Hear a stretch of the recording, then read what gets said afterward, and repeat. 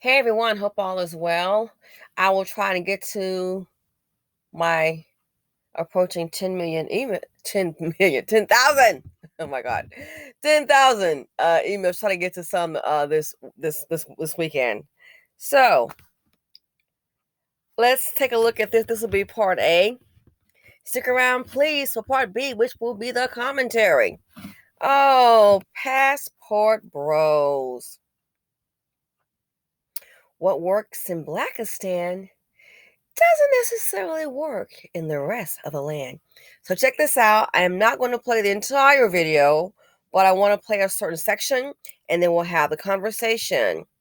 Check it out, ladies and gentlemen. To the Factor Uncensored. As we mentioned last night, the controversial community of passport bros continues to grow around the country.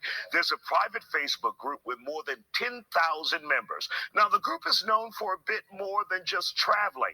Some guys make it their mission to fly around the world, meet more submissive women, and have sex.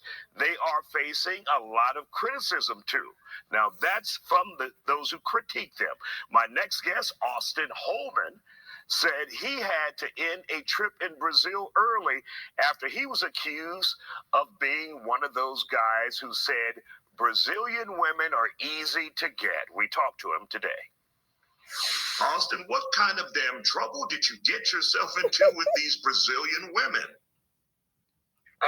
Well, actually, I wasn't trying to start any trouble. I actually thought I was doing a lot of promoting. But apparently some things were lost. Some things were purposely lost in translation on purpose. And that it's led to death threats, and I was already on my way to Thailand anyway. I was going to be in Sao Paulo for about a week. But based off the way how things were going, I just said, you know what, I probably ought to head out 3 or 4 days earlier. So I'm over here now. So I saw a part of your video where you said, and you clarified, you said some Brazilian women are easy. It depends on who you are, how you approach them, not as a robot, but as an individual. And when they heard that, they just went bonkers over those comments when you said that Brazilian women are easy. Some Brazilian women are easy to get. So why did you say that? Is that reality for you when you're there? Is it easier for you to get Brazilian women than, say, American women? Yes, the culture is completely different there. So women are a lot more responsive. It's a lot more reasonable dealing with women, if you ask me. There's games everywhere, but there is such a minimal level of Brazil. It's almost unnoticeable.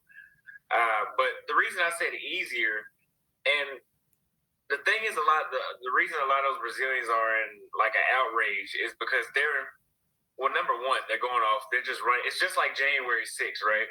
Trump says do this, everybody runs and does it. That's the same thing they're doing right now. Without watching the video, without understanding what the title actually is, because the title is a question. The title says, "Are Brazilian women easy?" That's the topic. This is what we're going to talk about.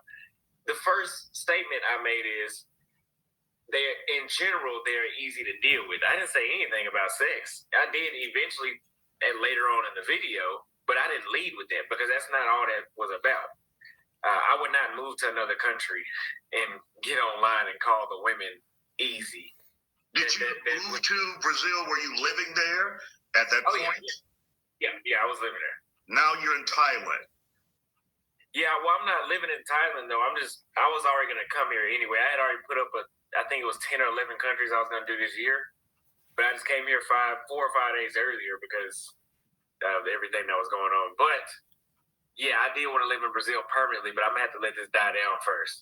So there's this whole movement that we've heard about called passport bros, individuals, usually upwardly mobile African-American men who lead the country, and they say they're looking for wives, different women than what they have or the choices that they have in the United States.